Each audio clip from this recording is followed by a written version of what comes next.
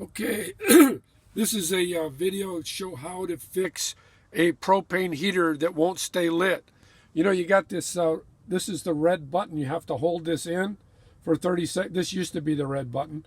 This is what I'm going to show you what I fixed here. You have to hold this thing in before you light it. And you have to hold it in for a long time. And if you have to hold it in too long a time, it's a pain in the butt. And so what I did was I just glued it in.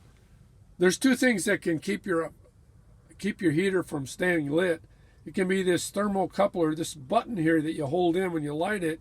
And the reason it fails is it's got a sensor up here. This is a sensor.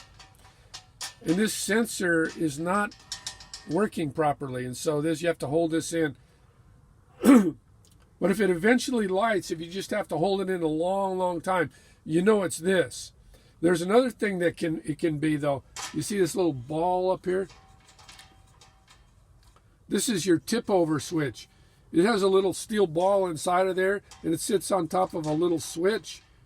And if you tip the thing over, if you just bump it, it disturbs the steel ball, and then it turns it off automatically.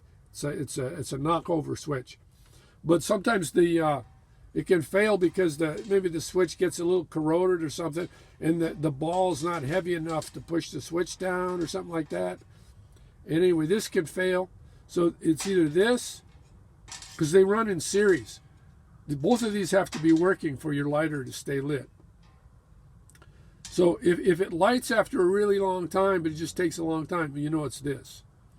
But if it just never stays lit, no matter how long you hold the button or whatever, it could also be this.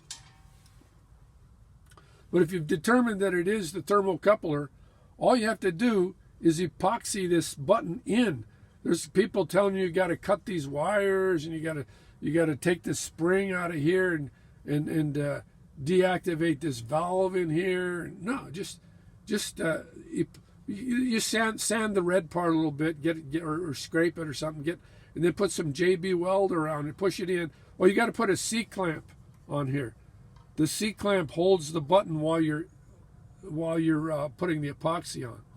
And it dries real fast. Get the fast drying, dries in 5 minutes, 10 minutes.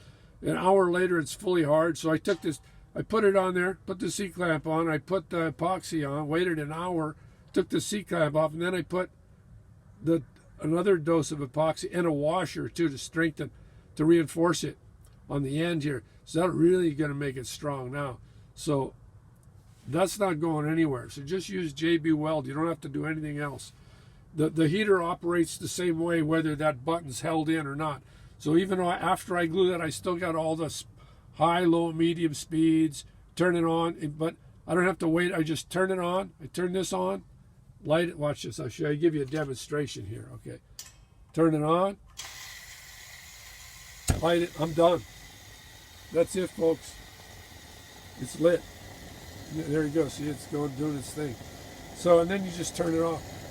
It's off. Okay, Happy New Year and Merry Christmas, everybody.